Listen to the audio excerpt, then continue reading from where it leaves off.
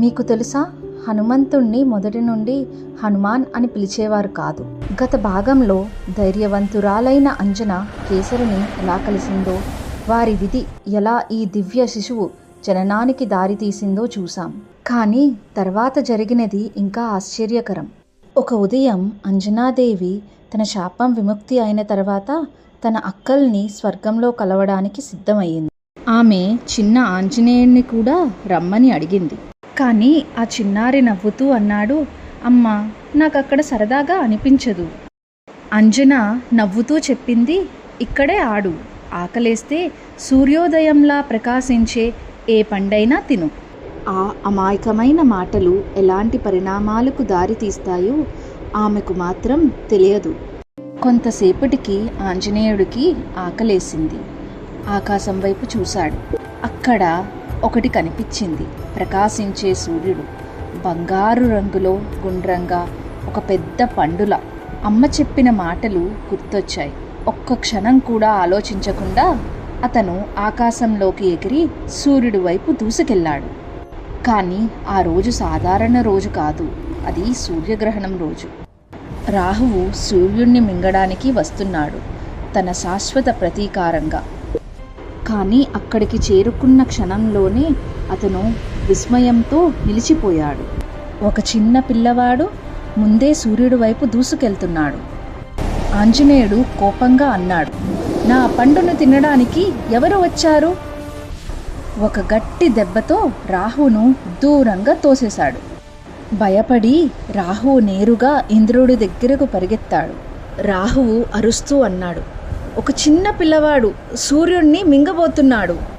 ఆందోళన చెందిన ఇంద్రుడు తన ఐరావతం మీద ఎక్కి ఆకాశంలోకి బయలుదేరాడు. ఇదే సమయంలో సూర్యుడు కూడా ఆ పిల్లవాడిని ఆపడానికి ప్రయత్నించాడు. కానీ ఆంజనేయుడు అది ఆటగా భావించాడు. అప్పుడు ఆలోచించకుండా ఇంద్రుడు తన వజ్రాయుధాన్ని విసిరాడు. అది చిన్నారి దవడపై బలంగా తాకింది. అప్పుడు ఆంజనేయుడు ఆకాశం నుండి కింద పడిపోయాడు. వాయుదేవుడు అన్నీ చూశాడు. అతను పరిగెత్తుకు వచ్చి తన కుమారుణ్ణి పట్టుకున్నాడు. కానీ ఆంజనేయుడు శ్వాస తీసుకోవడం లేదు. దుఃఖం కోపంగా మారింది.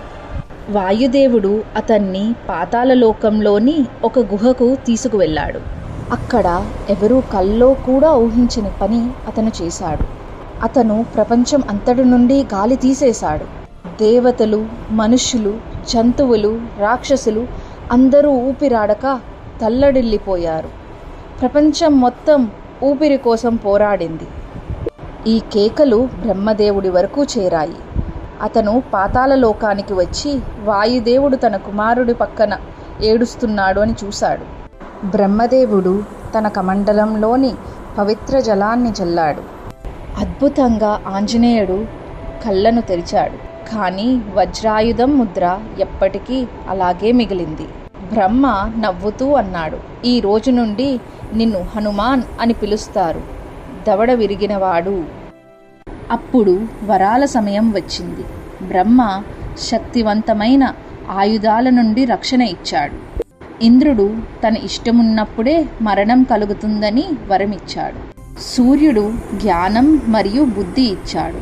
వరుణుడు నీటి నుండి రక్షణ ఇచ్చాడు.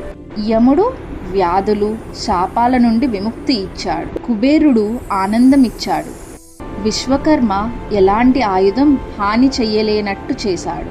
శివుడు దివ్య కవచం ఇచ్చాడు. ఆ రోజు నుంచి అతను ఆపలేని శక్తిగా మారిపోయాడు. అలా ఒక అమాయక చిన్నారి ఆకాశంలో ఉన్న పండు కోసం పరిగెత్తి ప్రతి దేవుడి ఆశీర్వాదంతో మహావీరుడైన హనుమంతుడిగా మారాడు. అమరుడు, అపార శక్తివంతుడు, శ్రీరాముడికి సేవ చేయడానికి పుట్టినవాడు. జై హనుమాన్. ఈ కథ మీకు నచ్చితే ఇంకా ఎన్నో కథలు మీకోసం ఉన్నాయి. ఫాలో అవ్వడం మర్చిపోవద్దు. ఇంత శక్తి ఉన్న హనుమాన్ త్వరలో ఒక శాపానికి గురవుతాడు. తర్వాత చూడండి ఆ శాపం కథ.